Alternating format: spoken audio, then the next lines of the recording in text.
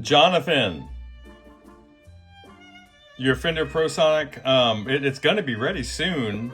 It was really nice to meet you over at the old Chevron in a very, what is unquestionably a shady part of town, and we need to pick a better spot. I'm sorry about that.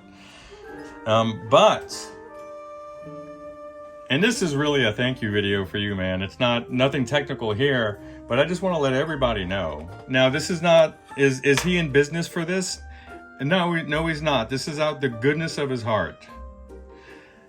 Jonathan baked us 2 loaves of the most delectable, crunchy, and well-made sourdough that I've ever seen in my entire life. And I've seen a lot of sourdough. Now, just for a little bit of background, and just so you guys know, I'm going to open this up to let some of the condensation out, because it just came out of the oven over at the old Kim residence. I'm going to let you know right now that I know what I'm talking about. If you haven't seen my belly, then maybe you don't know, but I'll tell you right now, when my family came over from Italy, they opened up a bakery.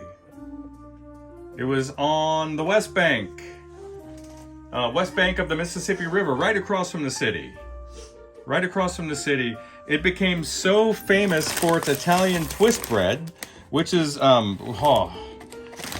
just amazing. If you like toasted sesame seeds on your bread, if you like bread, then you would love it. But it became so famous that all the restaurants on the West Bank, and even in New Orleans, all the fancy restaurants started using their bread exclusively.